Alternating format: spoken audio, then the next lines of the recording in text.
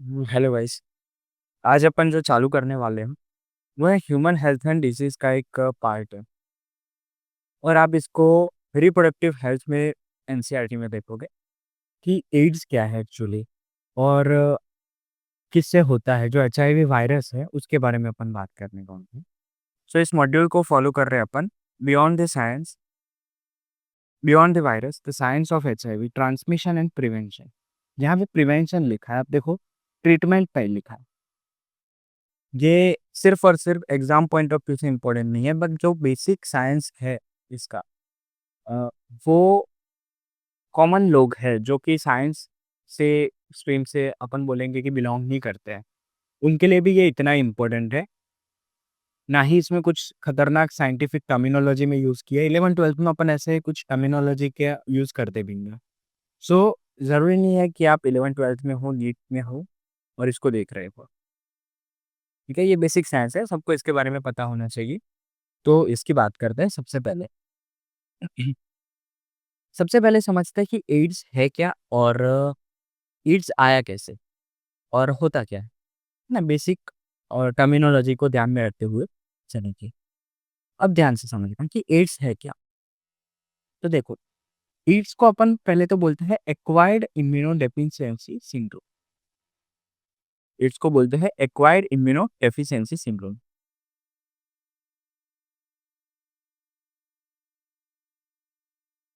Wait, आपके लिए अच्छे से हाईलाइट कर देता है इस पे। नाउ,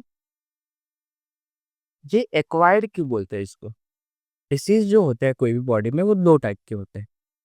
यहाँ पे लिखना चाहूंगा आपके लिए। ठीक है, एक छोटा सा पार्ट अपन लिखेंगे कि डिसीज बॉडी में दो टाइप के होते हैं। एक तो होता है एक्वायर्ड डिसीज और एक होता है कंजेनाइटल, है ना। कंजेनाइटल डिसीज, कंजेनाइटल क्या होता है कि जो बाय बर्थ आता है।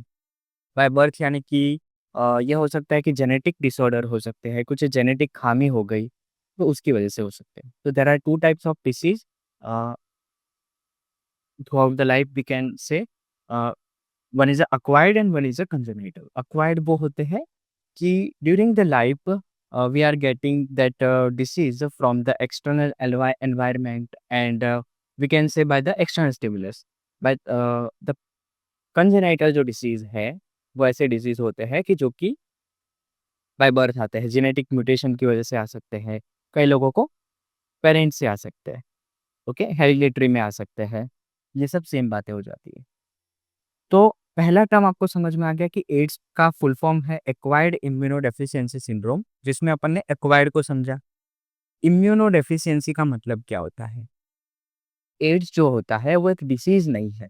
पीछे आप देखोगे तो वो एक सिंड्रोम है। सिंड्रोम का मतलब होता है ग्रुप ऑफ सिम्टम्स।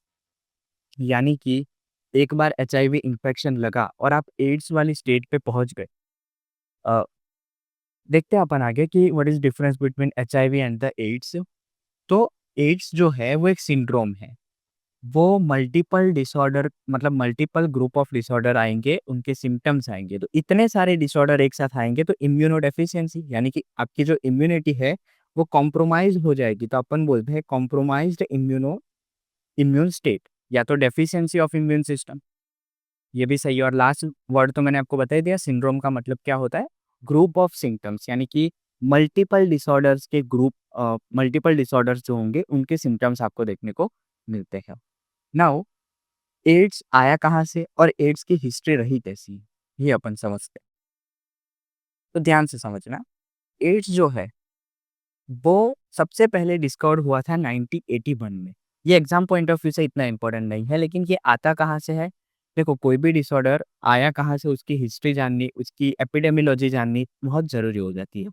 क्योंकि आपको इटियोलॉजी, एपिडेमियोलॉजी पता होगी तो आप उस डिसीज़ का प्रिवेंशन कर सकते हैं। अभी आपको नहीं पता होगा, प्रिवेंटिंग जो मेडिसिन होती है या पब्लिक हेल्थ डेंटिस्ट्री है, जितने भी ये पब्लिक में अवेयरनेस फैलाने के जो प्रोग्राम्स है वो बहुत हद तक काम करते हैं। स्वाइन फ्लू आया था जब, जब कॉलेरा आया था, जब सार्स आया था, तब ये prevention is more more more important then the cure. क्योंकि आप एक बार को इन्फेक्टेड हो जाता है डिसीज से तो इसकी क्योरिंग में जितना आपको ट्रीटमेंट में जितना पैसा लगता है, जितना खर्चा करना पड़ता है, इससे अच्छा है कि आप उस चीज़ को प्रिवेंट करना सिखाओ, कि भाई ये नहीं करना है तो इससे आप बच जाओगे। तो इसीलिए अपन हिस्ट्री पढ़ रहे हैं। तो बहुत लोग पूछ लेते हैं कि भाई हिस्ट्री पढ़नी क्यों ज़रूरी है? तो इसी वजह से।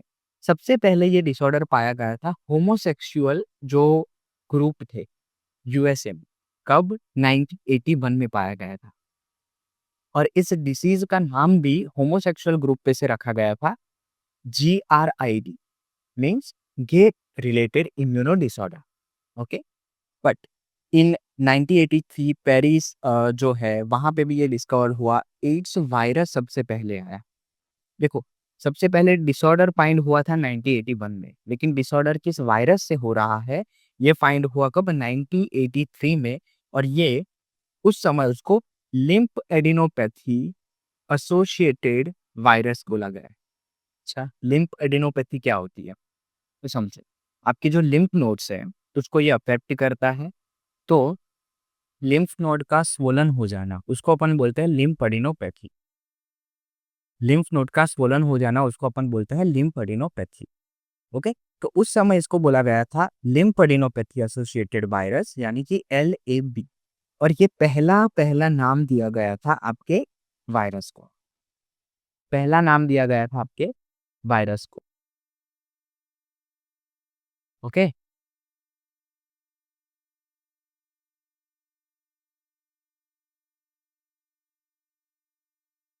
ठीक है?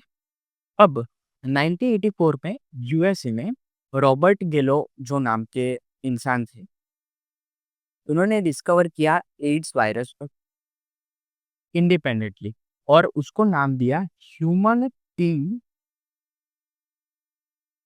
ह्यूमन, क्योंकि अभी देखो टी कहाँ से आया, एक एक वर्ड को समझना है आपको कि टी कहाँ से आया, लिम्फेडिनोपैथी कहाँ से आया। तो इसको बोला गया ह्यूमन टी लिम्फोट्रोपिक। लिम्फोट्रोपिक। अब देखो ये ट्रॉफिक का मतलब क्या होता है, ये भी समझना जरूरी है आपके लिए। एक एक वर्ड मैं बोल रहा हूँ, कुछ समझना है आपको। Human T lymphotropic. चेंज हो गया भाई? हाँ, human T lymphotropic virus, HTLV बोला गया। ऐसा क्यों बोला गया? तो एड्स वायरस का अपन जब भी मैकेनिज्म पढ़ेंगे HIV का, तो ये HIV की भी बात है। अभी तक उसको HIV नाम नहीं दिया गया है, अभी तक उसको अलग अलग नाम दे रहे हैं। सबसे पहले उसको LAV नाम दिया, अभी उसको HTLV3 नाम दिया। HTLV3 क्यों नाम दिया? तो ध्यान से समझना कि ये टी लिम्फोसाइट्स पे, यानी कि टी हेल्पर सेल्स होते हैं बॉडी में, इस पे अटैक करता है। और इसी वजह से इसको नाम दिया गया human T lymphotropic virus 3। India में सबसे पहले ये सेक्स वर्कर्स जो थे चेन्नई में, उनमें ये फाउंड हुआ इन 1986। और ये 1986 में इंटरनेशनल एक कमिटी थी, टेक्सोनॉमी ऑफ वायरस, उसने उसको HIV नाम दिया, that is a human immuno deficiency virus.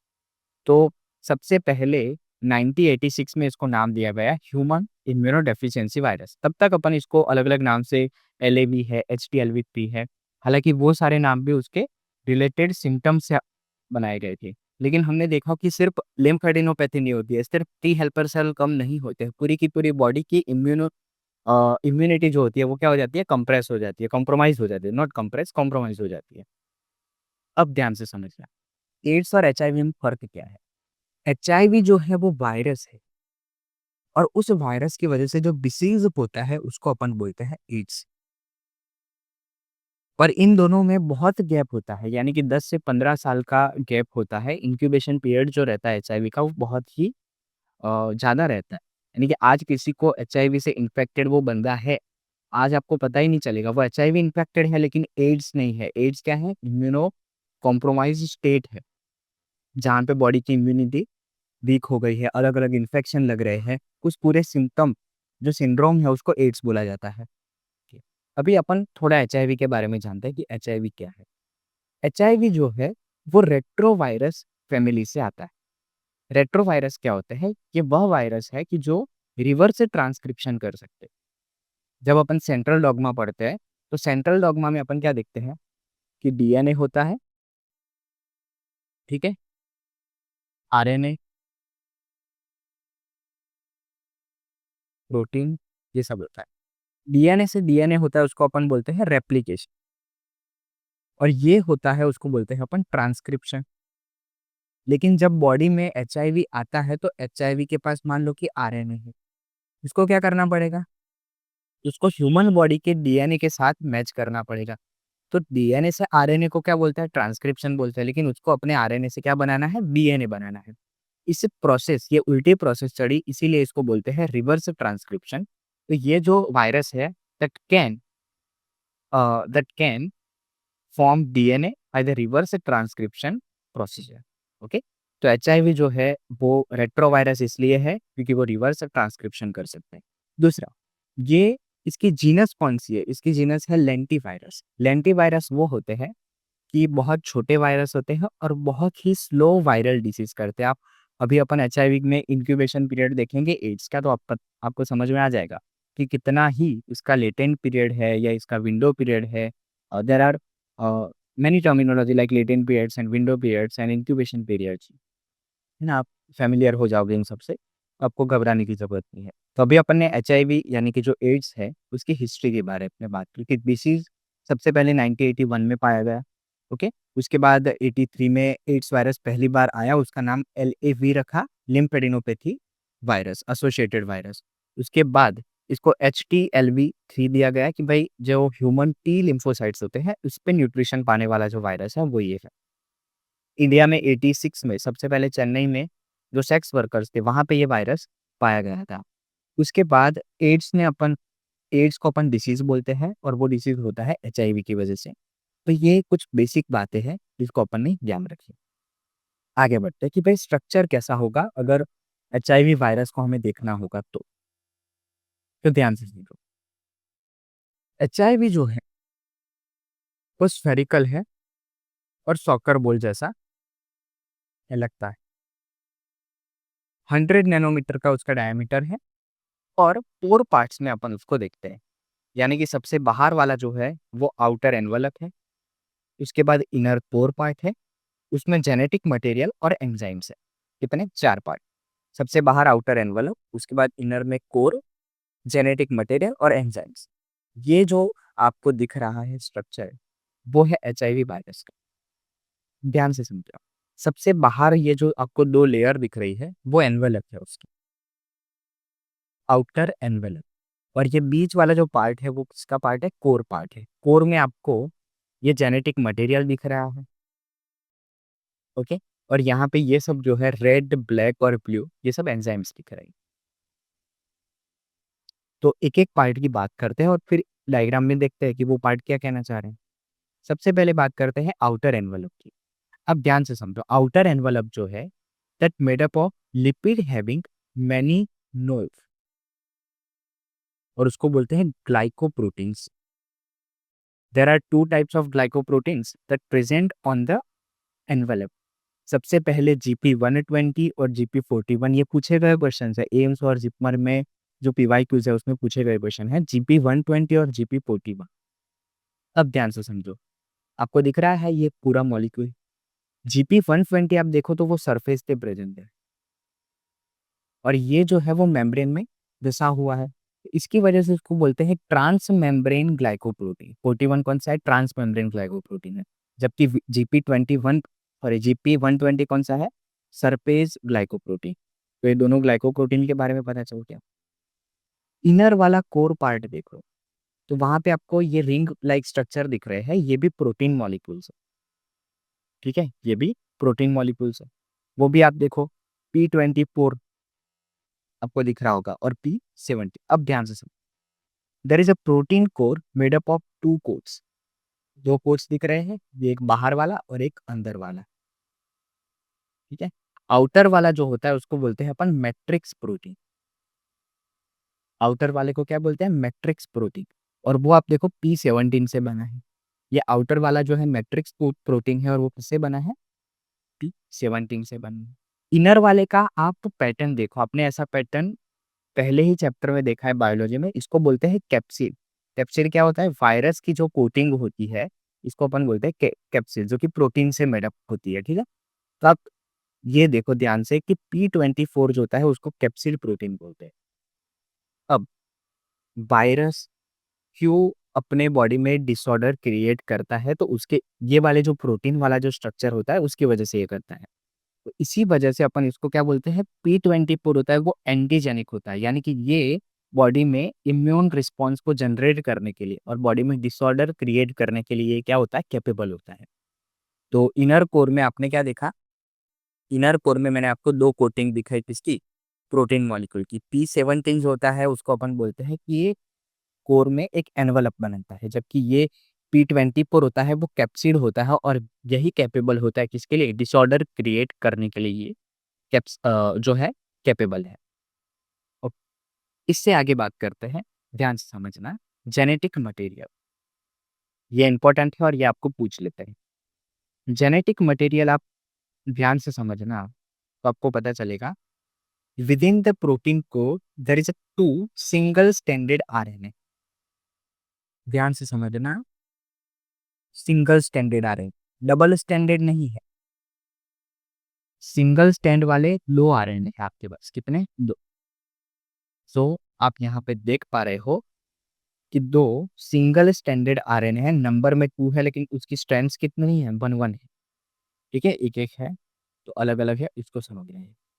Enzymes कौन से दिख रहे हैं आपको, एंजाइम्स याद रखना, तीन एंजाइम्स हैं जो कि आपको दिख रहे हैं, कितने, तीन एंजाइम्स। सबसे पहला है रिवर्स ट्रांसक्रिप्शन, करवाना है इसको, तो उसके लिए जो एंजाइम होता है उसको बोलते हैं reverse transcriptase enzyme. Reverse transcription के लिए कौन सा एंजाइम है, रिवर्स ट्रांसक्रिप्टेज, और यही मेन एंजाइम है, क्यों, बॉडी में डिसऑर्डर यही क्रिएट करेगा। अगर आपके घर में किसी को आके आपका बुरा कर रहा हो तो सबसे पहले उसको आपके साथ घुलना मिलना पड़ेगा, आपके जैसा बनना पड़ेगा। ये आरएनए वायरस है, इसको बॉडी में आना है, ये डीएनए पहले क्रिएट करेगा और डीएनए क्रिएट करेगा बाय रिवर्स ट्रांसक्रिप्टेज एंजाइम। ठीक है, इसलिए इसको मेन एंजाइम बोला जाता है। ये क्या काम करेगा, ये सिंपल काम करता है कि ये डीएनए में कन्वर्ट करता है, जो कि ह्यूमन सेल का डीएनए जैसे होता है उसके जैसे ही डीएनए में कन्वर्ट कर देता है। ओके, ट्रांसक्रिप्टेज जो होता है, इसी की वजह से इसको अपन रेट्रोवायरस बोलते हैं, जो मैंने पहले ही बता दिया आपको। ओके, उसके अलावा इंटीग्रेट नाम का एक आपके पास एंजाइम, इंटीग्रेट क्या काम करता है, जैसा नाम है वैसा काम, ये इंटीग्रेट करने का काम करता है, यानी कि जो आपने डीएनए बनाया इसको अभी ह्यूमन डीएनए के साथ चिपकाना भी तो पड़ेगा। तो ये वायरल जो जीनोम होता है उसको होस्ट के डीएनए के साथ लाइगेट करने में, चिपकाने में हेल्प करता है।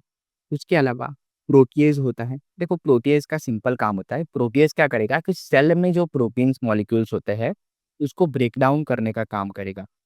जब आप मेडिकल में आओगे तो मेडिकल में आते ही आपका पहला इंट्रोडक्शन इंट्रोडक्टरी जब लेक्चर होगा माइक्रोबायोलॉजी का, तब आपको पता चलेगा कि वायरस जो होते हैं वो एक्चुअली, चलो एक सवाल है, अपन नॉर्मली जो प्रोटीन लेते हैं, ठीक है, बॉडी क्या करती है, उसको डाइजेस्ट कर देती है और वापस से एक प्रोटीन बनाती है जो बॉडी को हेल्प करते हैं। तो तोड़ना क्यों पड़ रहा है अपने को, डाइजेशन क्यों आया बीच में, सीधा उसको यूज क्यों नहीं कर सकते, क्योंकि ये फॉरेन मटेरियल है अपने की, बॉडी अपना खुद का प्रोटीन बनाती है। तो सबसे पहले प्रोटीन का कैटाबॉलिज्म होता है और फिर बॉडी को जितना रिक्वायरमेंट होता है, जैसा रिक्वायरमेंट होता है वैसा प्रोटीन बनाती है। तो ये मान लो कि प्रोटीन अपना ऐसा है, तो वायरस क्या कर देता है, इसको तोड़ देता है, ब्रेक डाउन करता है और प्रोटीन में डिफॉर्मिटीज ला देता है। इसीलिए वो प्रोटीन अपने कुछ काम का नहीं है, वो फॉरेन मटेरियल अपने बॉडी के लिए बन जाता है और बॉडी उसके अगेंस्ट क्या देती है, रिस्पॉन्स देती है। इसीलिए प्रोटीज एंजाइम जो है वो हेल्प करता है। ये यहाँ पे HIV-1 और HIV-2 के डिफरेंस के बारे में दिया है, वो आपके लिए इतना एग्जाम पॉइंट ऑफ व्यू से इंपॉर्टेंट नहीं है, बट अपन देख लेते हैं कहना क्या। HIV-1 जो है वो हाईली वायरुलेंट है और ये इजीली ट्रांसमिसेबल है, यानी कि इजीली कहीं पे भी ट्रांसमिट हो जाएगा। क्या-क्या मोड ऑफ ट्रांसमिशन होते हैं, ऐसा नहीं कि कहीं भी ट्रांसमिशन हो जाएगा, लेकिन इसको देखेंगे कि मोड ऑफ ट्रांसमिशन कौन-कौन से। ये मोर कॉमन है इंडिया में, अमेरिका, इंडिया और यूरोप कंट्रीज, ठीक है?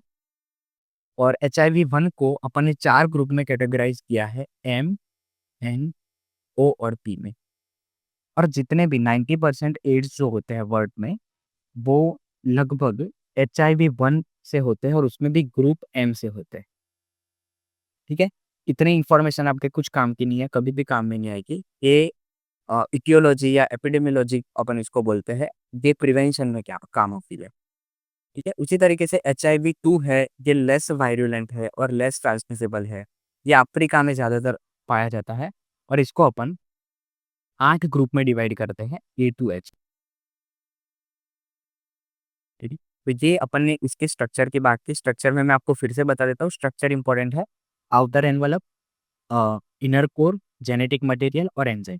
आउटर एनवलप में सरफेस जो प्रोटीन होता है वो GP120 होता है, ये आपको दिख रहा है GP120 है। ठीक है, जो कोर में फंसा हुआ है ट्रांस मेम्ब्रेन है वो GP41 होता है। प्रोटीन में जो आउटर कोट होता है वो P17 होता है। इनर जो होता है कैप्सिड जिसको बोलते हैं वो P24। जो स्ट्रैंड्स होती है सिंगल स्ट्रैंड RNA की, और उसके साथ आपके पास 3 एंजाइम रहते हैं। एक रिवर्स ट्रांसक्रिप्टेज होते हैं जो कि 2 पैर में होते हैं, एक यहाँ पे और एक यहाँ पे। ऑब्वियसली 2 स्ट्रैंड है तो दोनों पे होने चाहिए, तभी ये यहाँ से इसका रिवर्स ट्रांसक्रिप्शन शुरू करवा पाएगी। उसके अलावा प्रोटीएज है और उसके अलावा इंटीग्रेज है। तीनों के मैंने काम बता दिए और इसके साथ टाइप ऑफ HIV बता दी। ठीक है, अब बात करते हैं कि ह्यूमन में HIV आया कहाँ से। बहुत अच्छा सा बंदर दिख रहा है आपके जैसा ही, लेकिन ह्यूमन में HIV आए कैसे और ह्यूमन कैसे इन्फेक्टेड हुए HIV से, तो अच्छे से समझते हैं कि ह्यूमन में HIV आया कैसे। तो ध्यान से समझना, अफ्रीकन ग्रीन मंकी, ये जो आपको मंकी दिख रहा है ये है अफ्रीकन ग्रीन मंकी। हालांकि ये नहीं है अफ्रीकन ग्रीन मंकी, लेकिन अफ्रीकन ग्रीन मंकी जो होते हो उसके पास एक वायरस होता है जिसको अपन बोलते हैं SIV, that is a Simon immuno deficiency virus. और ये HIV से सिमिलर है। ये जो वायरस है वो HIV से कैसा है, सिमिलर है। ऐसा माना जाता है अगर इस बंदर ने किसी को काट लिया होगा या तो स्क्रैच किया होगा किसी ह्यूमन को, तो वो वायरस SIV जो है वो ह्यूमंस में आया होगा थ्रू द विंग्स, और ये SIV का म्यूटेशन हुआ होगा इनपी HIV, ऐसा माना जाता है। लेकिन कुछ लोग ऐसा मानते हैं कि 1950s में जो अफ्रीकन ग्रीन मंकी है उसकी किडनी को यूज किया गया था पोलियो वैक्सीन बनाने के लिए। ठीक है, ऐसा होता ही रहता है, माइस होते हैं, बंदर होते हैं, पिग होते हैं, इन सबका यूज करते रहते हैं अपन। और अराउंड 3,25,000 लोग जो है अफ्रीकन चिल्ड्रंस, इनको अपन ने ये वैक्सीन दी थी। And maybe this virus called the spread of SIV to the human, और फर्दर अपन ने कहा ऐसे SIV further mutated to form HIV, ऐसा माना जाता है। अब कहाँ से आया कैसे आया किसी को नहीं पता, लेकिन ये आपकी बुक में दिया है तो इसको याद रखना। अब एक बार ये ह्यूमन में आ गए, आया तो सही, 83 में सबसे पहले अपन ने देखा एड्स हो रहा है और HIV आ गए, तो अब एक दूसरे में फैलने के लिए कैसे कैसे सोर्स हो सकता है। तो ध्यान से समझना, HIV जो होता है वो लार्ज क्वांटिटी में प्रेजेंट होता है कहाँ पे, ब्लड, सेमन में, प्री सेमाइनल फ्लूइड में, वजाइनल फ्लूइड, CSF, या तो जो भी पस होते हैं उसमें। अब ध्यान से समझना, आपको ये सारे नाम पता होने चाहिए। सबसे पहले ब्लड तो आपको पता ही होगा, सीमन पता ही होगा, प्री सेमाइनल फ्लूइड आपको पता होना चाहिए। सीमन फॉर्मेशन के लिए जो पैरासेमाइनल जो फ्लूइड होता है वो आपको पता होना चाहिए, वजाइनल फ्लूइड और CSF, सेरेब्रोस्पाइनल फ्लूइड। लेकिन उसके अलावा HIV स्मॉलर क्वांटिटी में प्रेजेंट हो सकता है tear, saliva, breast milk, urine of infectious person.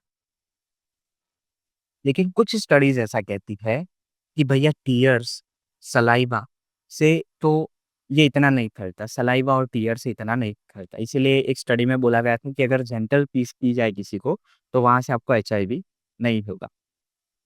फिर भी prevention is more more better than cure. आपको क्यों HIV से इन्फेक्टेड होना है तो ये ध्यान रखिए। लेकिन टीयर और सलाइवा जो होता है वहाँ से बहुत कम मात्रा में अपन बोलेंगे कि ये ट्रांसमिट होगा।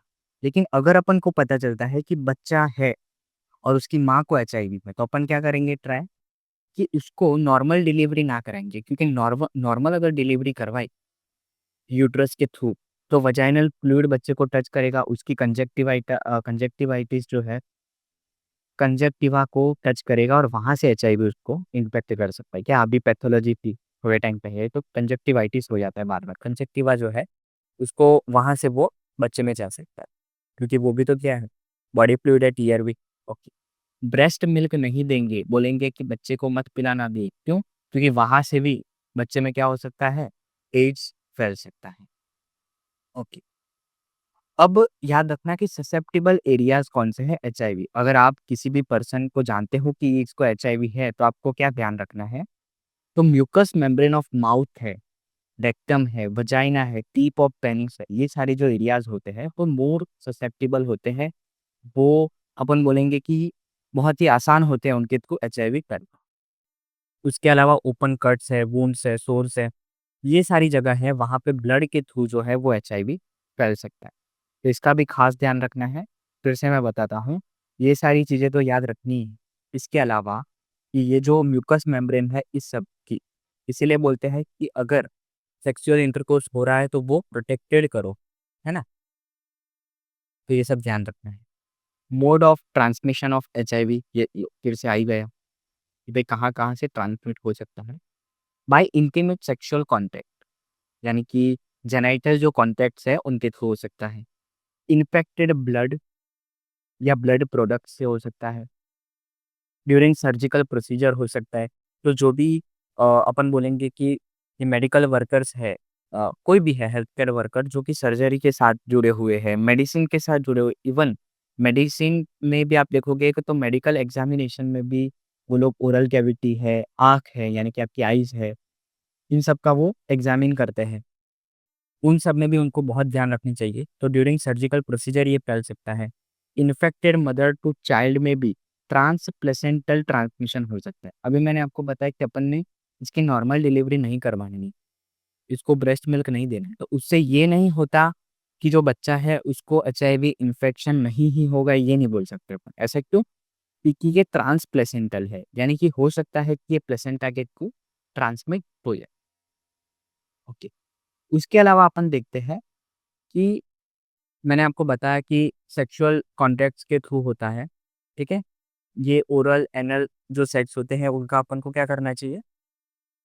उसको बढ़ावा नहीं देना चाहिए। ये देखो, सेक्सुअल इंटरकोर्स जो है वो ऑलवेज़ वो प्रोटेक्टेड मैनर्स में होने चाहिए। और ब्लड या ब्लड इन्फेक्टेड प्रोडक्ट्स होते हैं, यानी कि ब्लड प्रोडक्ट्स है, इनके थ्रू हो सकता है। उसके अलावा आप देखो कि यहाँ पे रेज़र्स एंड टूथब्रश लिखे हैं। टूथब्रश, आप जब भी ब्रशिंग करते हो तो जिंजाइवा से बहुत बार ब्लीडिंग होती है। ऑल्दो वहाँ पे सलाइवा है ही, लेकिन मैं बोल रहा हूँ कि अगर कोई बोलता है कि सलाइवा से नहीं होती तो वहाँ पे ब्लीडिंग हो रही है, तो उसके थ्रू भी ये हो सकता है। नीडल्स है, सिरिंज है, सर्जरी है, बराबर, एक्यूपंक्चर्स है, टैटू करवाते हो आप, तो टैटू भी नहीं करवानी चाहिए। टैटू कराओ तो प्रॉपर आप देखो वो जगह कैसी है, आप ऐसे ही नहीं कि स्टेशन के बाहर टैटू करवा लिया, ठीक? तो वहाँ से हो सकते हैं। प्रोसीजर आप देखो, ऑर्गन ट्रांसप्लांट है, डायलिसिस है, आर्टिफिशियल इंसेमिनेशन है, इन सब में हो सकता है।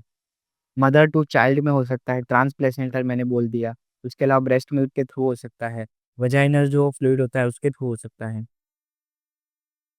अभी ये दोनों पॉइंट्स हैं, ये याद रखना है, क्योंकि इसके थ्रू क्या बहुत सारे मिथ जुड़ जाते हैं। इंडिया में एक समस्या ये है कि एक्चुअल जो ट्रुथ होता है वो छुप के मिथ बहुत सारे आ जाते हैं। मिथ ना पाए उसके लिए मैं बोल रहा हूँ कि मॉस्किटो जो होते हैं वो एचआईवी स्प्रेड नहीं कर सकते।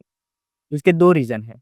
सबसे पहले, सेम मॉस्किटो एक बंदे को काटा, यहाँ से इसको काटा, अब वो पूरा ब्लड है उसको डाइजेस्ट करेगा, ठीक है? उसके बाद कहीं और या वापस इसको काटने जाएगा। तो क्योंकि मॉस्किटो को ब्लड या ब्लड प्रोडक्ट्स किस लिए चाहिए? उसके लार्वा के नरिशमेंट के लिए चाहिए।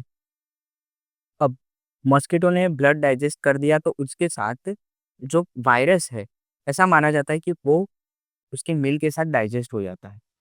कई लोग बोलेंगे कि इसका जो ये आगे का बाइट करने का जो नीक होता है, ये इम्पैक्ट कर सकता है उस पे अगर ब्लड है तो। भाई इतनी देर बैठेगा ब्लड क्लॉट हो जाएगा। और मॉस्किटो कभी भी ब्लड इंजेक्ट नहीं करता, उसकी सलाइवा को इंजेक्ट करता है। इन शॉर्ट आपको ये ध्यान रखना है कि मॉस्किटो जो है वो एचआईवी स्प्रेड नहीं कर सकता। दूसरा, gentle kissing, hugging, sharing food, insect bite, toilet seat, bathing, sneezing and cough sweat, इन सब से एचआईवी नहीं फैल सकता। ठीक है, ध्यान रखना है। अब बात करते हैं मैकेनिज्म क्या होती है कि एचआईवी आ गया बॉडी में, एचआईवी ने इन्फेक्ट कर लिया, तो बॉडी का जो इम्यूनिटी है वो कैसे कॉम्प्रोमाइज हो जाता है, इसकी बात करते हैं अपन। ठीक है, तो ध्यान से सुनो। एचआईवी जो है वो उन्हीं सेल्स को इन्फेक्ट करता है, ध्यान से समझना, कि जिनके पास CD4 रिसेप्टर होते हैं। ऐसे रिसेप्टर CD4 रिसेप्टर, इसको बोला जाता है क्लस्टर ऑफ डिफरेंशिएशन रिसेप्टर।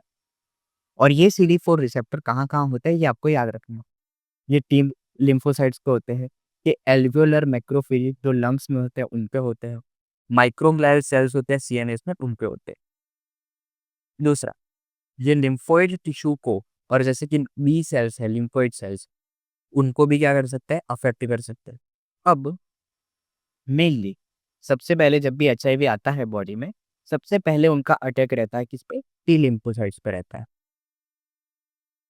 तो सबसे पहले बॉडी इन्फेक्टेड हुई, एचआईवी बॉडी में आया होगा, और सबसे पहले वो मैक्रोफेज में जाता है।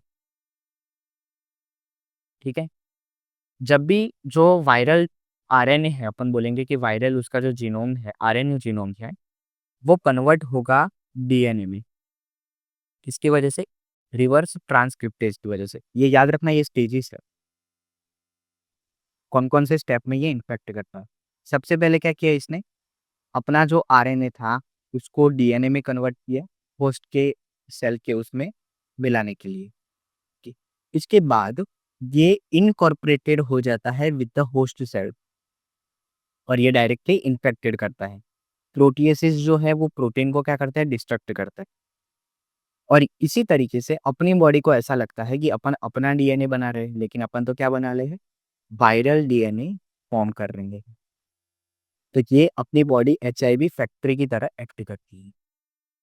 अब ये एचआईवी एंटर करता है हेल्पर टी लिम्फोसाइट्स में। जब आप इम्यूनिटी पढ़ोगे तब आप पढ़ोगे कि टी लिम्फोसाइट में भी टी हेल्पर सेल्स होते हैं, है ना, एनके सेल्स होते हैं, नेचुरल किलर सेल्स होते हैं। There are different different type of T cells. उसमें से टी हेल्पर सेल का काम क्या होता है, जब भी अपनी बॉडी इन्फेक्टेड होती है किसी चीज से, तो जो बी सेल्स होते हैं, बी लिम्फोसाइट्स, ये एंटीबॉडी प्रोडक्शन करने का काम करते हैं। ये प्लाज्मा सेल्स बनाते हैं, और प्लाज्मा सेल्स जो होते हैं वो एंटीबॉडी प्रोडक्शन करने का काम करते हैं। और टी सेल्स होते हैं, उसमें से भी टी हेल्पर सेल्स, नाम पे है इनका हेल्पर सेल्स, ये बी सेल को हेल्प करने का काम करते हैं इम्यूनिटी में। तो इनका बहुत ही क्रूशियल काम रहता है, लेकिन एचआईवी जो होता है वो इनको अफेक्ट कर देता है। अच्छा, अब वायरल प्रोजेनी जो थी, उन्होंने टी लिम्फोसाइट्स को क्या कर दिया, डिस्ट्रक्ट करना शुरू कर दिया। तो decrease in number of T helper cell. अब टी हेल्पर सेल क्या करेंगे, बी सेल्स को मदद नहीं कर पाएंगे एंटीबॉडी फॉर्मेशन करने के लिए। तो ये जो सारी प्रॉब्लम हुई, इसकी वजह से अच्छे से एंटीबॉडी फॉर्म नहीं हो पाएगी अपनी बॉडी की, और फॉर्म नहीं हो पाई, इसकी वजह से अपॉर्चुनिस्टिक इन्फेक्शंस लग जाते हैं। अपॉर्चुनिस्टिक इन्फेक्शन क्या हुआ, कि नॉर्मली जो अपन को डिसीज रोजाना जिंदगी में नहीं लगते, जैसे कि नॉर्मली अपन हॉस्पिटल के आगे पीछे से जा रहे, तो अपने को नॉर्मल वाले इन्फेक्शन, फंगल इन्फेक्शन या कोल्ड वाले इन्फेक्शन, ये सब नॉर्मली नहीं लगते। कॉमन कोल्ड जो है वो सबसे ज़्यादा फैलने वाला वायरस है, रीनो वायरस, जिसको अपन राइनो वायरस बोलते हैं, सबसे ज़्यादा फैलने वाला वायरस है। लेकिन नॉर्मली अफेक्ट नहीं करते, लेकिन जब भी इम्यूनो कॉम्प्रोमाइज स्टेट हो जाती है, टी हेल्पर सेल्स कम हो जाते हैं, तो उसकी वजह से इनको अपॉर्चुनिटी अपॉर्चुनिटी मिल जाती है, और इसी वजह से इनको बोलते हैं अपॉर्चुनिस्टिक इन्फेक्शंस। अब समझना।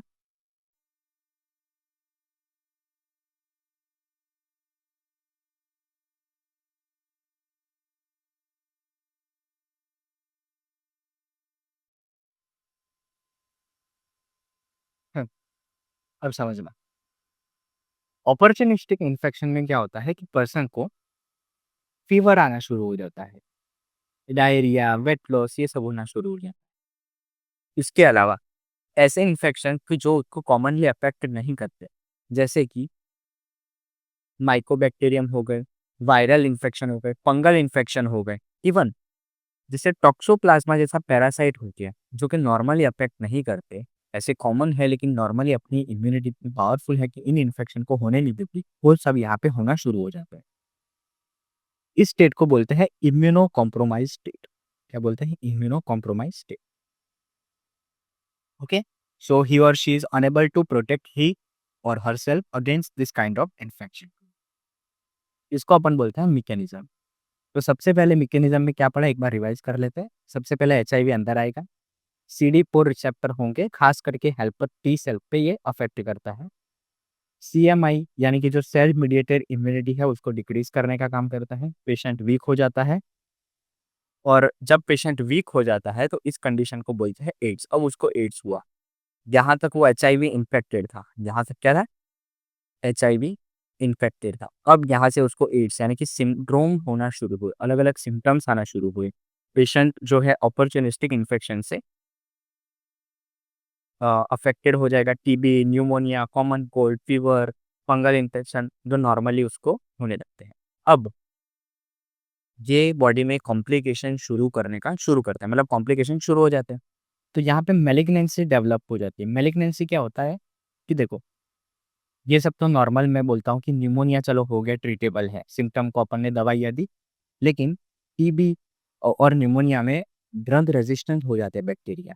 आपने एक ड्रग दी, वो उनको आदत हो गई, ड्रग रेजिस्टेंट पता है, उनको आदत है गई। अब आपको ड्रग चेंज करनी पड़ेगी। इतनी सारी कीमो हो जाती है, कीमो यानी कि केमिकल जो भी एजेंट्स आपको देते हैं, उसकी वजह से बॉडी में और सारे कॉम्प्लिकेशन और पैटी डिजनरेशन और ये सब शुरू होना शुरू हो जाता है, लिवर डिस्फंक्शन शुरू हो जाता है।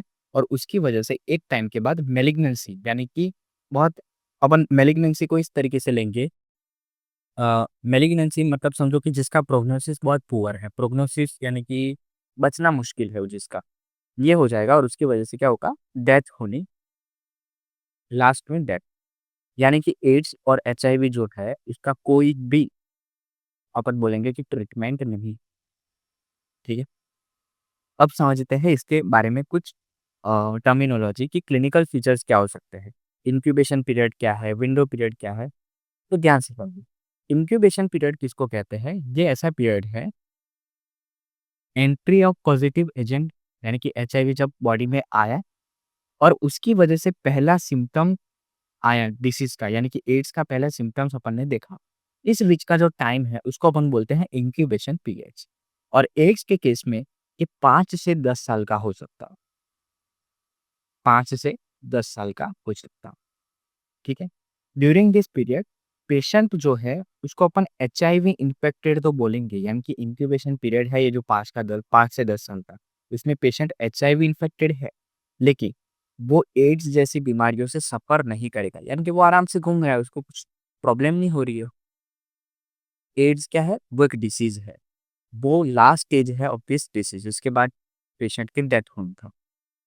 ओके, अब क्लिनिकल फीचर्स क्या होते हैं, यानी कि आप डायग्नोसिस कैसे करेंगे, सिम्टम्स आपको क्या क्या देखने को मिलते हैं, तो उसके बारे में बात करते हैं। सबसे पहले अपन बात करते हैं सम इनिशियल इन्फेक्शन स्टेजेस। सबसे पहले जो 2 से 3 वीक्स होते हैं आफ्टर एचआईवी इन्फेक्शन, वहां से आप ध्यान से समझना कि बहुत कॉमन उसको सिम्टम आने शुरू होंगे, जैसे कि उसको फीवर हो रहा है, चिल्स आ रहे हैं, बॉडी एक हो रही है ना, लिम्फ नोड जो है वो स्वॉलन हो गए हैं, ग्लैंड जो है वो स्वॉलन हो गई है, उसको इची रैशिश हो रहा है, ये सारी चीजें हो गई। अब आपको खुद को डिसाइड नहीं करना है कि आपको एचआईवी हो गया है। ये सारे जो सिम्टम्स है वो बाकी बहुत सारी बीमारियों में कॉमन, यानी कि फीवर, चिल्स, बॉडी एक हो रहे हैं, ये जो सारी चीजें हैं वो बहुत ही नॉर्मल बीमारियों में भी क्या हो जाते हैं, कॉमन हो जाते हैं। फीवर जो है, चिल्स है, बॉडी एक है, ये आपको मलेरिया, डेंगू में भी हो जाता है। तो इसको ये लेके नहीं चलना है, ये जो फिजिशियन डिसाइड करेगा, इसके लिए डायग्नोसिस टेक्निक्स है वो डिसाइड करेगी। ओके, आपने क्या किया, ये सब चीजें हुई, आपने इसको ट्रीट किया तो सिम्टम्स जो थे वो चले गए और वो वापस आए नहीं। तो सबसे पहले समझना कि 2 से 3 वीक का जो टाइम था इसमें सिम्टम्स आए, आपने दवा दी, अभी थोड़े टाइम के लिए सिम्टम्स नहीं आए, तो ये जो थोड़ा टाइम है वहाँ पे सिम्टम्स नहीं आए, इसको बोले कि एसिम्प्टोमेटिक कैरियर स्टेज। एसिम्प्टोमेटिक मतलब सिम्टम्स नहीं है, कोई निशानी नहीं है, लेकिन कैरियर यानी कि एचआईवी अभी भी अंदर ही है। तो as we discussed about, this stage is not contains any symptoms and patient feels that he और शी इज हेल्दी। अच्छा हो गया भाई मेरे को तो। अभी 5 से 9 साल तक पेशेंट को कुछ नहीं होगा। यानी कि ठीक है, कभी-कभी बीच में बुखार आया, पैरासिटामोल खा ली या जो भी दवाई है वो ले ली, ठीक है? लेकिन अब क्या हुआ कि सिम्पटम तो आया नहीं, लेकिन बॉडी इसकी अभी भी इम्यूनो कॉम्प्रोमाइज़्ड है। तो इसको अलग-अलग इन्फेक्शन अंदर और भी हो सकते हैं, लेकिन वो जब भी दवाई लेगी उसको ठीक हो जाएगा, ठीक है? तो इसको अपन ब्लाइंड फेज़ बोलते हैं कि जहाँ पे अपन पता ही नहीं कर पाएँगे कि पेशेंट को एक्चुअली हुआ क्या है। अब ध्यान से समझना कि इसको बोलेंगे अर्ली सिम्प्टोमेटिक एचआईवी इन्फेक्शन। यानी कि पहले कौन-सा था? कॉमन सिम्पटम्स आए, फिर एसिम्प्टोमेटिक फेज़ आया, अभी एड्स रिलेटेड इसको सिम्पटम्स आना शुरू होंगे और इसको बोला जाता है एआरसी, यानी कि एड्स रिलेटेड कॉम्प्लेक्सेस। इसमें 2 टाइप की साइन्स लेते हैं अपन, major sign and minor sign. सबसे मेजर जो साइन देखने को मिलती है वो कौन-सी है? Weight loss. कुछ भी रीज़न के बगैर पेशेंट का more than 10% of weight loss हो जाता है। अब ध्यान से समझो कि यहाँ पे भी गलती कर देते हैं। सिर्फ वेट लॉस को ध्यान में लेके नहीं बैठ जाना है आपको, क्योंकि वेट लॉस तो कैसे भी हो जाता है। तो वेट लॉस को ध्यान में लेके नहीं बैठ जाना है। वेट लॉस बाकी और बीमारियों में भी हो सकता है, ठीक है? टीबी में भी वेट लॉस हो जाता है। तो इसका मतलब ये नहीं कि आपको एचआईवी, आपको डॉक्टर के पास जाना है, उसको आपकी प्रीवियस हिस्ट्री बतानी है। ताव आया, आपको बुखार आया, पैरासिटामोल ली, खत्म हो गया, फिर से बुखार आया, डॉक्टर चेंज नहीं करना है, डॉक्टर को सेम ही रखना है। उसको बोलना है, आपने दवाई दी थी, उससे मेरे को बुखार ठीक हो गया था, अभी वापिस आया बुखार। आप डॉक्टर चेंज करते हो, डॉक्टर फिर से ज़ीरो से शुरू करता है, तो एड्स तक पहुँच ही नहीं पाते हो। एड्स आप तक पहुँच जाएगा। किसी भी बीमारी में doctor hit and run try करता है, तो आपको सबसे पहले क्या करना है? दवाई बदलनी है, डॉक्टर नहीं बदलना है। डॉक्टर के पास जाना है, बोलना है कि आपने दवाई दी थी, मेरे को ठीक हो गया था, लेकिन वापिस से ये कॉम्प्लेक्सेस होने शुरू हुए। अच्छा। इस पीरियड में क्या होगा कि बॉडी में वेट लॉस हो गया, मोर देन 10% हो गया। तो इसको अपन स्लिम डिसीज़ भी बोलते हैं और वेस्टिंग डिसीज़ भी बोलते हैं। आप ध्यान से समझो कि मैं डिसीज़ समझाने से ज़्यादा फ़ोकस वर्ड्स पे कर रहा हूँ, क्योंकि कहीं न कहीं एग्ज़ाम भी इम्पोर्टेंट है अपने लिए, नीट भी स्कोर करना चाहिए। इसमें फ़ीवर रहता है मोर देन 1 मंथ के लिए, और अगर ये सारी कॉम्प्लिकेशन रह रही है तो आपको डिफरेंट-डिफरेंट वो करने, क्योंकि आज कैंसर इतना, आप अभी इसके बाद अपन कैंसर देखेंगे तो कैंसर भी इतना कॉमन हो गया है। सेम साइंस होती है कैंसर की भी, टीबी में भी सेम साइंस होती है। लंग में जो पल्मोनरी जो अपन कॉम्प्लिकेशंस होते हैं, आज पॉल्यूशन इतना हो गया तो वो भी सेम साइंस होती है उन सब में। डरना नहीं है, डॉक्टर के पास जाना है, आपको बोलना है कि मुझे ये सारे कॉम्प्लिकेशन हो रहे हैं, डॉक्टर टेस्ट बोलेगा। टेस्ट उसके सिर्फ कमीशन के बेस पे नहीं होते हैं, टेस्टिस करवाने ज़रूरी है, फिर देख के पता नहीं चलता है, ठीक है? पहले आप बोलते थे, पहले तो टेस्ट भी नहीं थे, तो पहले मोर्टेलिटी रेशियो भी ज़्यादा था, आज कम है, उसका रीज़न क्या है? टेस्ट करवा रहे हैं, तो जितना जल्दी पता लगेगा, उतना जल्दी कैंसर फर्स्ट स्टेज में अगर पता लग गया कि कॉम्प्लिकेशन है, तो ट्रीट हो जाएगा। लास्ट स्टेज तक बिना ऐसे डॉक्टर के पास गए कि हाँ, ये तो बिना टेस्ट पे दिए, इसने पैरासिटामोल दे दी, बुखार मट गया, आप भी सिमट जाओगे कि नहीं? तो अर्ली स्टेज में जो भी डिसऑर्डर्स फाइंड होते हैं, वो अच्छी बात हो जाती है। तो टेस्ट करवा रहा है डॉक्टर तो अच्छी बात है, पढ़ा-लिखा है, आप भी पढ़ो-लिखो। माइनर्स हैं, हाँ, कुछ कमीशन भी रहता है, कुछ हाँ, वाली भी चीज़ें रहती है, लेकिन फिर भी लिम्फेडेनोपैथी की बात करते हैं। मेजर साइन्स के बाद माइनर साइन। देखो, लिम्फेडेनोपैथी में ऐसा होता है कि कोई भी इन्फेक्शन होगा, आपकी जो लिम्फ नोड्स है, वो स्वॉलन हो जाएगी। क्योंकि लिम्फ नोड्स का काम होता है क्या? बॉडी को प्रोटेक्ट करना। अ, ये भी एक तरीके के अपन बोलेंगे कि इम्यून रिस्पॉन्स जनरेट करते हैं। अभी अपन इम्यूनिटी पढ़ेंगे तब अपन लिम्फ नोड्स के बारे में पढ़ेंगे। तो स्वेलिंग हो जाती है इसकी। ये 1 सेंटीमीटर तक का स्वेलिंग हो जाती है और नेक से आप इसको देख भी सकते हो, पाल्पेट भी कर सकते हो। There are different different method in palpation of the lymph nodes, और अभी इतना इम्पोर्टेंट नहीं है आपके लिए। पर्सिस्टेंट कफ रहेगा, एक्सेसिव कफिंग होगी, टीबी लाइक न्यूमोनिया, बहुत सारी चीज़ें आपको होने लगेगी, है ना? न्यूमोसिस्टिस है, केर्नी न्यूमोनिया है, ओरोफेरेंजियल इन्फेक्शन हो जाएगी जैसे कि कैंडिडियासिस। आप मुँह जब खोलोगे तो आपको व्हाइट कर्ली हमेशा एक लेयर बना दिखेगा टंग पे। इसमें भी आपको सीधा एचआईवी तक नहीं पहुँचना है। ये भी विटामिन बी कॉम्प्लेक्स की डेफिशिएंसी की वजह से हो सकता है, ठीक है? यहाँ पे एक फ़ोटो दिया है कैंडिडियासिस का। स्किन इन्फेक्शन हो जाएगा जैसे हर्पीस वायरस का इन्फेक्शन हो जाएगा। नाइट स्वेट्स होंगे, एक्सेसिव स्वेटिंग आपको हो जाएगी। ये भी बहुत सारे डिसऑर्डर में होता है। ये कॉमन सिम्पटम्स है, इसीलिए इसको माइनर सिम्पटम्स में रखा गया है। इसके बाद एक स्टेट आती है, इसको बोलते हैं full blown AIDS stage. Full blown AIDS stage क्या होती है उसको समझना। यहाँ पे 200 प्लस क्यूबिक एमएम से भी कम हो जाते हैं आपके टी हेल्पर सेल्स, और सीवियर कॉम्प्लिकेशन आपको देखने को मिलते हैं, जैसे कि माइकोबैक्टीरियम, वायरस, फंगस इतने सारे बढ़ जाते हैं कि पेशेंट बस दवाइयाँ ही खाते रहता है। और एड्स में मैलिग्नेंसी कैसे होती है, क्योंकि कुछ वायरस जो होते हैं वो कैंसर करने का काम करते हैं। तो इनमें से Kaposi sarcoma it's a one of the most common, अपन बोल सकते हैं कि कैंसर है जो एड्स में पाया जाता है, और ये inner lining of blood vessel में पाया जाता है। ठीक है। Kaposi sarcoma human herpes virus AIDS की 8 नंबर जो है उसकी वजह से होता है। आप मेडिकल में आओगे तो आप फिर से हर्पिस वायरस का क्लासिफिकेशन पढ़ोगे। ये भी एक हर्पिस वायरस जो है वो पूरा ग्रुप ऑफ वायरसेस है। तब समझो कापोसी सार्कोमा जो है it's one of the most common, we can say cancer of the cancer that can, we can say कि मोस्ट कॉमन है ये, जो अपन एड्स में देख सकते हैं। लिम्फोमा, लिम्फ नोड्स का कैंसर, है ना? डिमेंशिया, अच्छा ये कैंसर नहीं है, ये आप 2 स्टेजेस देखो कि आफ्टर डिमेंशिया क्यों होगा? क्योंकि ब्रेन में भी ग्लियल सेल के पास और दूसरे सारे जो सेल्स हैं उनके पास क्या होगा? CD4 रिसेप्टर होंगे। तो उनको भी ये ब्रेन सेल्स को भी क्या करेगा? किल करने का काम करेगा। मेमोरी लॉस होगा, inability to think clearly, dementia हो जाएगा और फाइनली पेशेंट की डेथ हो जाएगी। इसके अलावा नॉन प्रोग्रेसर किसको बोलेंगे? कुछ ऐसे पेशेंट होते हैं कि जिनमें एड्स इतना स्लो चलता है कि उनकी पूरी लाइफ निकल जाती है, लेकिन एड्स उनको मारता नहीं है। उनमें इन्फेक्शन करेगा, बहुत सारी चीज़ें करेगा, लेकिन उनको मारता नहीं है। लेकिन इसका एक रीज़न क्या है कि ये वाले जो पेशेंट होते हैं, इनकी कुछ जेनेटिक अपन बोलेंगे कि स्ट्रक्चर ऐसा होगा कि इम्यून सिस्टम जो होती है, वो पेशेंट को इम्पैक्ट तो हो जाती है, लेकिन जेनेटिक स्ट्रक्चर की वजह से पेशेंट ज़्यादा सफ़र नहीं करता है। Although they are carrier for AIDS, but AIDS उनका कुछ नहीं बिगाड़ पाता। तो ये क्लिनिकल फीचर्स थे। फिर से मैं आपको बता रहा हूँ कि सबसे पहले अपन ने क्या देखा, मैकेनिज्म ऑफ एक्शन देखा। उसके बाद इंक्यूबेशन पीरियड क्या होता है, ये सब आपको याद रखना है। इंक्यूबेशन पीरियड यानी कि एंट्री और फर्स्ट सिम्पटम के बीच का टाइम था। क्लिनिकल फीचर्स में अपन ने सम इनिशियल इन्फेक्शन देखा, फिर एसिम्प्टोमेटिक कैरियर स्टेज देखा। उसके बाद अर्ली जब एड्स रिलेटेड कॉम्प्लेक्स आते हैं उस स्टेज में क्या होता है, और फुल ब्लॉन एड्स स्टेज क्या होता है, उसमें कौन सा कैंसर जो है वो अपन बोलेंगे कि मोस्ट कॉमन है, उसके बारे में बात की। क्लिनिकल फीचर्स में उसके अलावा अपन ने क्या बात किया, नॉन प्रोग्रेसर।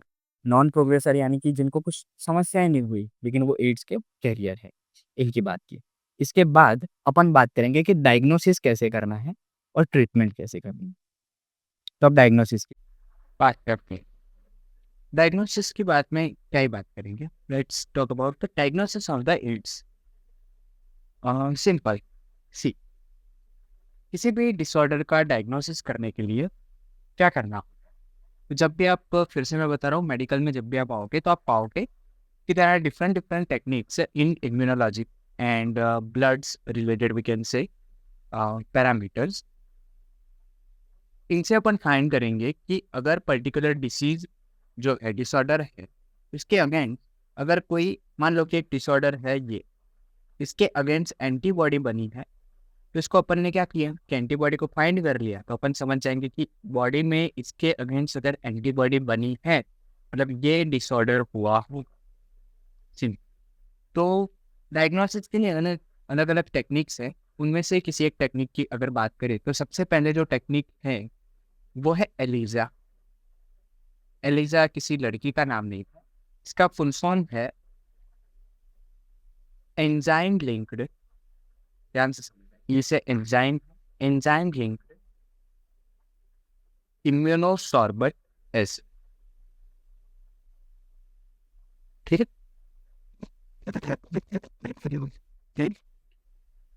इसको अपन स्क्रीनिंग टेस्ट कहते हैं। स्क्रीनिंग टेस्ट क्यों कहते हैं कि हाँ, ये आपको एक आइडिया दे सकेगा कि आपको एड्स है, HIV इन्फेक्शन है या नहीं।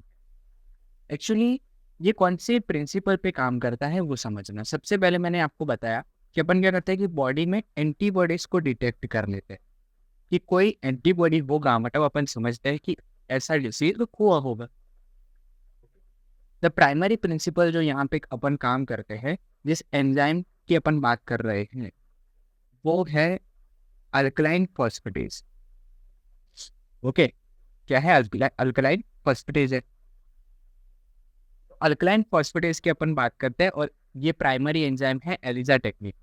अभी आपको ये कुछ काम में आए ना आए, लेकिन ये बहुत ही इंपॉर्टेंट एंजाइम है, इसको याद रखना। After entry of HIV, the body, a period of 3 to 6 months is required by human body to produce antibody। यानी कि अपन एक तो बोलते हैं, अब ध्यान से समझना कि यहाँ पे विंडो पीरियड क्यों लिखा है। There is a difference between incubation period and the window period. ठीक है, बॉडी में HIV आया और उसका सिम्टम आया, उसके बीच का जो टाइम पीरियड है उसको बोलते हैं अपन इंक्यूबेशन पीरियड। लेकिन बॉडी में HIV आया और उसको आपने किसी टेस्ट में फाइंड कर लिया, उस पीरियड को बोलते हैं विंडो पीरियड। समझ में आया? यानी कि आज HIV आया और आपने 3 से 6 महीने बाद देखा, तो आप उसको एलिजा टेस्ट से उसके खिलाफ एंटीबॉडी को फाइंड कर सकते हैं। उसके रिलेटेड सिम्टम तो कब आते हैं? 5 से 10 साल बाद आते हैं। तो उसको अपन क्या बोलते हैं? इंक्यूबेशन पीरियड, फर्स्ट सिम्टम आने तक। लेकिन पेशेंट ऐसे ही कोई ब्लड टेस्ट करवाने गया था, तो HIV इन्फेक्शन के 3 से 6 महीने में आपको पता चल जाएगा कि हाँ, इसको HIV है, एलिजा टेस्ट से। ठीक है, कोई और टेस्ट करवाने गया, ब्लड टेस्ट करवाने गया, तो वहाँ पे कुछ ब्लड पैरामीटर ऐसे मिले। इसके बाद पेशेंट को ऐसा पूछा कि आपके साथ ऐसा पास्ट इवेंट कुछ हुआ था? पेशेंट ने हाँ बोला, और फर्दर टेस्टिंग से, यानी कि स्क्रीनिंग टेस्ट एलिजा है, तो उससे प्राइमरी टेस्ट जिसको बोलते हैं, स्क्रीनिंग टेस्ट का मतलब हुआ प्राइमरी टेस्ट, यहाँ पे एंटीबॉडीज मिलती।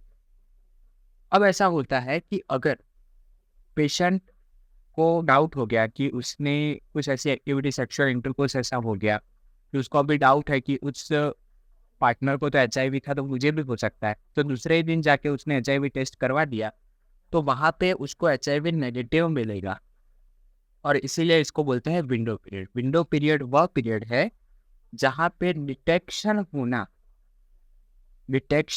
या detect specific disease is the time between the first infection and when test can reliably detect that infection।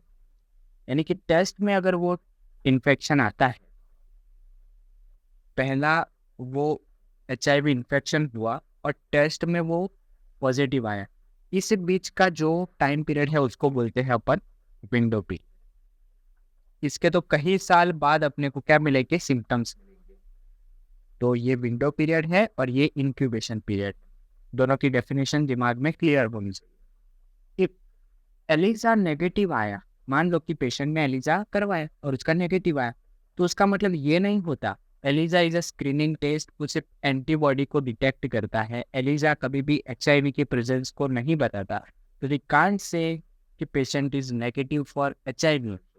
Either the patient does not have disease or may be in the window period, यानी कि patient या तो window period में है या तो वो disease है ही नहीं। बट इफ एलिजा पॉजिटिव आया, इसका भी मतलब ये नहीं है कि पेशेंट को HIV, कि पेशेंट को HIV ऐसा नहीं बोल सकते। यहाँ पे सिर्फ और सिर्फ एंटीबॉडी को डिटेक्ट किया है, वो की जो कि क्या है? वायरल डिसीज के अगेंस्ट है। तो बिकॉज एलिजा टेस्ट में show positive result in some other conditions, like leprosy में पॉजिटिव आ जाता है, even TB, malaria, cancer, hepatitis B, haemophilia, है ना, rheumatoid arthritis, even pregnancy and flu, kidney failure, इन सब में भी क्या आ जाता है? प्रेजेंट आ जाता है। क्योंकि इन सब में फॉरेन बॉडीज आती है, वहाँ पे प्रोटीन डिस्ट्रक्शन होता है किसी ना किसी लेवल पे, सेल इंजर्ड होता है किसी ना किसी लेवल पे, एंटीबॉडीज फॉर्म होती है। सो एलिजा टेस्ट से अपन ये नहीं कह सकते कि पेशेंट को HIV है कि नहीं, बट हाँ, there is a possibility if ELISA करवाया आपने, so there is a possibility, and patient को आपको आगे सजेस्ट करना पड़ेगा फॉर PCR और दूसरे जो टेस्ट है उसके लिए। पीसीआर क्या है? Polymerase chain reaction. ये वायरल जीनोम को detect viral genome. It doesn't have any window period, यानी कि कल पेशेंट को लगा कि आज एचआईवी इन्फेक्शन हुआ है और वो कल जाएगा तो पीसीआर हो जाएगा। One of the faster test for HIV का जो फास्टर टेस्ट है उनमें से ये रहता है। उसके अलावा जो कंफर्मेटरी टेस्ट अपन बोलते हैं कि हाँ भाई इस टेस्ट से कंफर्म होगा कि पेशेंट को एचआईवी है कि नहीं है, तो कंफर्मेटरी टेस्ट जो है एचआईवी का वो कौन सा है? Western blot test. ठीक, western blot is a confirmatory test. It is a more specific and more reliable for HIV, but expensive है। इसीलिए सबसे पहले अपन को कहाँ स्क्रीनिंग टेस्ट से काम चलाना पड़ता है। ओके, ये ऑल्सो डिटेक्ट करता है एंटीबॉडीज अगेंस्ट एचआईवी और इसका भी विंडो पीरियड रहता है 3 to 6 मंथ। इसीलिए सबसे पहले स्क्रीनिंग टेस्ट करवाता है। इफ एलिजा पॉजिटिव आता है, इफ पीसीआर पॉजिटिव आता है, then we are advise patient to go for Western blot test. Okay, it's a confirmatory test. अगर इसमें एचआईवी प्रेजेंट आया तो समझ लो कि पेशेंट इज इन्फेक्टेड। ट्रीटमेंट क्या है?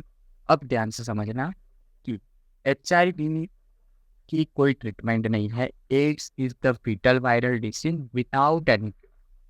ओके, सिर्फ और सिर्फ पेशेंट को दवाइयाँ दी जाती है for temporally relief and prolong life. These drugs do not destroy the HIV but only stop or slow down its multiplication and growth in human body. Also, symptomatic relief दे सकते हैं। ठीक है, ये जो ड्रग्स हैं इनको अपन कहते हैं वायरल स्टेटिंग ड्रग्स, कि जो वायरल इन्फेक्शन हुआ, जो वायरस आया है उसको रोक के रखने का। Not the वायरोसाइडल। साइडल मतलब वायरस की डेथ नहीं करते, जैसे कि बैक्टीरियोसाइडल होते हैं ना, वैसे ये बैक्टीरियोसाइडल होते हैं, वैसे वायरोसाइडल नहीं है, ये वायरोस्टैटिक है, यानी कि सिर्फ उनको रोक के रखने का काम करते हैं। कुछ ड्रग्स देखते हैं। सबसे पहले जो ड्रग्स अपने दिमाग में आती है वो है रिवर्स ट्रांसक्रिप्टेज इनहिबिटर, यानी कि ये रिवर्स ट्रांसक्रिप्टेज जो एंजाइम है उसको इनहिबिट करेगी। इससे क्या होगा? वायरल डीएनए, वायरल जो जीनोम है वो डीएनए में कन्वर्ट नहीं होगा, तो अफेक्ट क्या होगा? कम करेगा। दूसरी जो ड्रग है वो है एजेडी, इसको एजिडोथायमिडिन बोलते हैं या तो जिडोविडिन बोलते हैं। It's a most popular drug. ये सारी ड्रग्स आप जब मेडिकल में आओगे तब पढ़ोगे, अभी ट्रीटमेंट बेसिस पे याद रखो। मोस्ट पॉपुलर ड्रग है एचआईवी के लिए। ठीक है, याद नहीं रहे तो कोई दिक्कत है ना। देन नेविर एपाइन करके एक ड्रग है, नेविर एपाइन करके एक ड्रग है। It's alone or the combination with the zidovudine. It's normally advised to pregnant women to ensure that their babies does not affect or infected by HIV. Then there is a protease inhibitor. तो protease enzyme है जो कि human body का जो protein जो होता है उसको डिस्ट्रक्ट करता है, उसको इनहिबिट करने के लिए फोस्कारनेट एंड इंडियन वेर करके जो ड्रग्स है। ओके, फोस्कारनेट एंड इंडियन वेर, ये जो ड्रग है प्रोटीएज इनहिबिटर। इंटीग्रेज इनहिबिटर में वायरल जो जीनोम इसको डीएनए में कन्वर्ट किया उसको ह्यूमन डीएनए के साथ इंटीग्रेट होने से रोकता है। तो ये ड्रग्स आपको याद रखनी है। देन इंटरफेरॉन एनहांसमेंट ड्रग है। इंटरफेरॉन का क्या इंपॉर्टेंस है ये आप ह्यूमन हेल्थ एंड डिसीज में पढ़ोगे, समझो। मान लो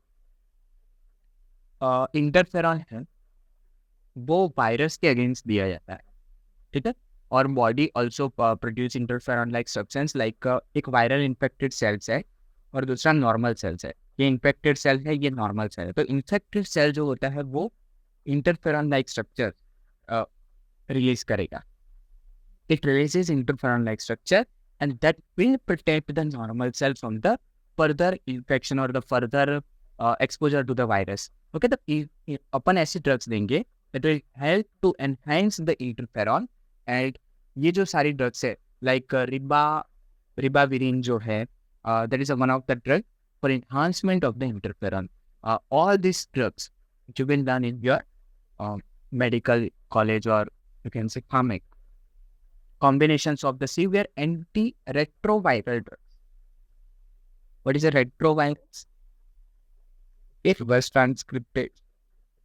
is known as HAART, HART, high active antiretroviral therapy, has been very effective in reducing the viral load. जो वायरल लोड है यानी कि फर्दर इन्फेक्शन जो होगा, फर्दर कॉम्प्लिकेशन जो होगी, इसको ये क्या करने का काम करता है, रिड्यूस कर। तो सारे स्टेप की अपन ने ड्रग्स बताए कि ट्रांसक्रिप्शन जो है उसके लिए बताया, EZT के लिए अपन ने बताया, ओके। प्रेग्नेंट वुमेन को कौन से देनी है, नेवेरापाइन देनी, ओके। प्रोटीज इनहिबिटर के अपन ने पोस्टकार्निटेन, लिनवीर बताई। These are the drugs which help in relieving symptoms, we can say, or the reduce the viral load. Now, last but not least, AIDS awareness programs. Okay, इसके लिए आपको ये सबसे ज़्यादा याद रखना है, MCQS में ये पूछा जाता है, वर्ल्ड एड्स डे कब होता है? 1 दिसंबर, आपको याद रखना। MCQS में पूछा जाता है, इंपॉर्टेंट। इसकी क्यों जरूरत पड़ रही है? इंडिया में सबसे पहले तो कोई डिसीज है ये मानने को तैयार नहीं होता है। कुछ भी डिसीज है तो बोल देते हैं कि हमारे टाइम पे तो ये होता ही नहीं। भाई होता हर टाइम पे था। देखो कब का है ये, 1983 का है ये डिसीज। होता सभी टाइम में था। उस समय अवेयरनेस नहीं थी। उस समय कुछ चीज़ों को श्राप मान लिया जाता था, बहुत सारी चीज़ों को अंधश्रद्धा के साथ जोड़ा जाता था, है ना। इवन इंडियन मेथोलॉजी में भी जब जब कहीं पे भी वेद यानी कि डॉक्टर की जरूरत पड़ी है, खुद भगवान ने क्या किया है, बुलाए थे डॉक्टर को, ये एस्टेब्लिश करने के लिए कि भाई जहाँ पे डॉक्टर की जरूरत है वहाँ पे है। डॉक्टर को किसने बना? भगवान ने ही बनाया। कि वो हर चीज़ ऐसे जादू से ठीक नहीं कर सकते। आज की दुनिया में चमत्कार हो जाएगा तो लोगों को तो भगवान सीधे मिल जाएंगे। लायक ही नहीं है, उस लायक ही नहीं अपन। सो इसीलिए जब भी कुछ कॉम्प्लिकेशन होती है, always you have to tell your physician और जो भी आपके डॉक्टर्स हैं उनको आप बताओ। एड्स की अगर बात की जाए तो इस अवेयरनेस के लिए इंडिया ने सबसे पहले, याद रखना, first time in the world start किया था नेशनल एड्स कंट्रोल ऑर्गेनाइजेशन 1987 में। WHO ने स्टार्ट किया और उसके बाद वर्ल्ड ने 1 दिसंबर को डिक्लेयर कर दिया as a World AIDS Day. Prevention is better than cure when something has no cure. याद रखना एक चीज कि एड्स का कोई क्योर नहीं है। Always use protected intercourse, multiple partners को अवॉइड करना चाहिए। हाँ, सेक्सुअल पार्टनर्स को अवॉइड करना चाहिए। हमेशा आप ये याद रखो कि आपकी जो बेसिक नीड्स इसको कवर करो और उसके साथ ये चीज़ों का ध्यान रखो कि बेकार के इन्फेक्शन से आप दूर रहें। चाहे नॉर्मल इन्फेक्शन हो, कैंसर है, कैंसर आज दुनिया में सबसे ज़्यादा, कैंसर आप देख सकते हो कि खतरनाक एक बीमारी बन चुकी है, इतना कॉमन हो गया। इंडिया में कितना कॉमन हो गया। तो इस सारी चीज़ों को आप ध्यान में रखो। फिर से मैं आपको बता देता हूँ, एड्स में अपन ने एड्स को समझा, एक्वायर्ड इम्यूनोडेफिशिएंसी सिंड्रोम क्यों कहते हैं ये समझा। एड्स की हिस्ट्री देखी, हिस्ट्री में आपको कुछ ज़्यादा याद नहीं रखना है। आप 1983 याद रख सकते हो, 1981 सबसे पहले कहाँ पे पाया गया वो याद रख सकते हो, और 86 में HIV सबसे पहले उसको नाम दिया गया। ठीक है, इतना आप याद रख सकते हो। 86 में सबसे पहले चेन्नई में पाया गया था, ये भी आप याद रख सकते हो। उसका स्ट्रक्चर बहुत ही इंपॉर्टेंट है, एग्जाम में पूछा जाता है। सरफेस ग्लाइकोप्रोटीन आपको पता होना चाहिए, उसके बाद ट्रांस मेम्ब्रेन पता होना चाहिए। प्रोटीन कोर में P17 होता है, उसका कैप्सिड P24 होता है, ये आपको पता होना चाहिए। एक आपने कभी ये नहीं सोचा कि MHC क्या होता है? मेजर हिस्टोकम्पैटिबिलिटी कॉम्प्लेक्स होता है। ठीक है, एक्चुअली क्या होता है कि जब भी ये जो है ना, इससे डिटेक्शन होगा वायरस का, ये डिटेक्शन के लिए होता है कि अपना इम्यून सिस्टम, ये चीज़ आप पढ़ोगे इम्यूनिटी में, जो बीटा सेल्स होते हैं वो कैसे फाइंड करेंगे, इस कॉम्पेटेबिलिटी फैक्टर से फाइंड करेंगे। तो MHC एक बहुत ही इंपॉर्टेंट प्रोटीन है। आप आज भी इम्यूनोलॉजी पढ़ोगे, इवन मेडिकल, पैरामेडिकल, कहीं पे भी जाके इम्यूनोलॉजी पढ़ते हो तो MHC is one of the important things in detection of the virus, bacteria, whatever the things that affect the human body। But ये टाइप्स इतने इंपॉर्टेंट नहीं है, फिर भी आप अपनी इंफॉर्मेशन या नॉलेज को बढ़ाने के लिए देख सकते हो। HIV कैसे आया होगा? SIV आपको पता होना चाहिए क्योंकि NCERT में दिया है। SIV ध्यान रखना, और उससे HIV म्यूटेट हुआ सकता है। मोड ऑफ ट्रांसमिशन कौन कौन से हो सकते हैं वो मैंने आपको डिटेल में बता दिया है। मैकेनिज्म क्या है? सबसे पहले बॉडी इफेक्ट होती है, मैक्रोफेजिस में आता है, मैक्रोफेजिस में आके इसका रिवर्स ट्रांसक्रिप्शन होता है। उसके बाद ये टी हेल्पर सेल को अफेक्ट करता है, उनके नंबर को रिड्यूस करता है। अपॉर्चुनिस्टिक जो इन्फेक्शन है पेशेंट को वो लग जाएंगे, इम्यूनो कॉम्प्रोमाइज स्टेट आ जाएगी, पेशेंट टपक जाए और डेथ हो जाएगी। ये सब चीज़ें ध्यान रखनी है आप, सोफिस्टिकेटेड लैंग्वेज में आपको बोलना है। मैकेनिज्म क्या हो सकता है उसकी बात की। लास्ट में मैलिग्नेंसी हो सकती है। मैलिग्नेंसी में मैंने आपको बताया था, पहले देख लेते हैं इंक्यूबेशन पीरियड क्या होता है कि फर्स्ट टाइम जब वायरस आया और सिम्टम दिखा, उस टाइम को बोलते हैं incubation period. First time virus आया और डिटेक्शन होकर टेस्ट में, उसको विंडो पीरियड बोलेंगे। विंडो पीरियड लेस होता है 3 to 6 मंथ, और इंक्यूबेशन पीरियड जो होता है वो बहुत होता है, क्योंकि सबसे पहले माइक्रोस्कोपिक चेंजेस होते हैं बॉडी के अंदर होंगे, तो टेस्ट में जल्दी पता नहीं चलता, बाहर ग्रॉसली वो दिखने में टाइम लगता है, तो इंक्यूबेशन पीरियड में टाइम। क्लिनिकल फीचर्स में सबसे पहले इनिशियल इन्फेक्शन हो गए, पेशेंट दवाई लेगा, इन्फेक्शन चले जाएंगे, बहुत टाइम तक होंगे ही नहीं, बीच बीच में इन्फेक्शन होंगे, पेशेंट दवाई लेगा, खत्म हो जाएंगे। फिर एसिम्प्टोमेटिक कैरियर स्टेज आता है। फिर अर्ली जो एड्स रिलेटेड कॉम्प्लेक्सेस आते हैं, वेट लॉस होता है, वो बहुत ही कॉमन और मेजर अपन बोलेंगे साइन है वेट लॉस, है ना। बहुत सारी ऐसी बीमारी होती है लाइक टीबी, न्यूमोनिया, कैंसर, बहुत सारी चीज़ों में वेट लॉस हो जाता है, तो आपको एकदम से नहीं घबराया जाना कि एड्स हो गया। क्या बता, सिर्फ न्यूमोनिया है, टीबी। टीबी बहुत इंपॉर्टेंट है टीबी के लिए भी। टीबी को भी बहुत अच्छे से और जड़ से निकाला जा सकता है अगर सही इंफॉर्मेशन में। गवर्नमेंट इसके लिए बहुत काम कर रही है, और टीबी के लिए तो पेशेंट को दवाइयाँ मुफ्त में मिल रही है। पेशेंट को हाई प्रोटीन डाइट चाहिए टीबी पेशेंट को, उसके लिए 2 टाइम का खाना जो है गवर्नमेंट प्रोवाइड कर रही है, नाश्ता प्रोवाइड कर रही है।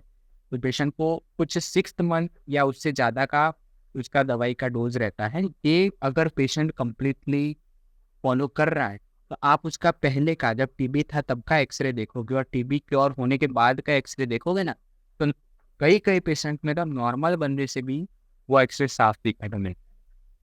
तो ध्यान रखो, हर चीज़ की दवाई में गवर्नमेंट काम कर रही है, आपको इसको यूज़ करना है और अच्छे से करो। गवर्नमेंट को टैक्स पे कर रहे हो तो अच्छे से यूज़ करो, ठीक है। लिम्फेडेनोपैथी होती है, फिर जो नॉर्मल कैंडिडियासिस हो जाते हैं या न्यूमोसिस्टिस हो जाती है ना, कैरिनी न्यूमोनिया हो जाता है, ये सारे फुल ब्लॉन एड स्टेज में there is a malignancy chance, malignant cancer form हो सकते हैं, लाइक कापोसी सार्कोमा हो गया, ठीक है।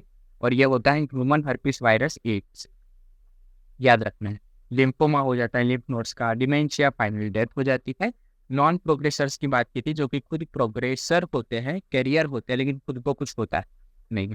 डायग्नोसिस में मैंने एलिजा की बात की, PCR की बात की। विंडो पीरियड पता होना चाहिए कि भाई टेस्ट में आ गया इन्फेक्शन फर्स्ट एंट्री और टेस्ट में पहली बार डिटेक्शन हुआ, उसको बोलेंगे विंडो पीरियड।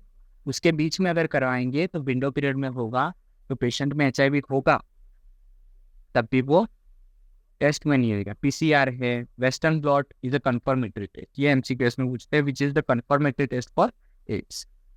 ट्रीटमेंट क्या है? कोई ट्रीटमेंट नहीं है, दवाइयाँ देते हैं अपन, लेकिन वो सिम्टम्स को रिलीव करने के लिए देते हैं, या तो वायरिस्टेटिक है ये सारी दवाई, यानी कि वायरल लोड को कम करेगी, लेकिन वायरस को मारेगी नहीं। तो एक बार एड्स हुआ तो HIV बॉडी में ही रहेगा। हेपेटाइटिस B को एक समय के लिए निकाला जा सकता है बॉडी में से, 10 साल बाद, 15 साल बाद, लेकिन HIV को निकालना बहुत मुश्किल है। वर्ल्ड एड्स डे कौन सा है? 1 दिसंबर, ये याद रखना है, MCQs बनता है इससे। और नाको का फुल फॉर्म पता होना चाहिए आपको, नेको या NACO, national AIDS control organisation. So prevention is better than cure when something has no cure. इसके साथ अपन पीड्स का लेक्चर क्या करते हैं, पूरा करते हैं यहाँ पे, और MCQs इसके देख लीजिएगा, और ये बेसिक साइंस है तो इसको ध्यान में भी रखिएगा। सो मिलते हैं अभी नेक्स्ट, अपन एड्स के साथ अभी कैंसर लेने का सोच रहे हैं, तो तब तक के लिए गुड बाय।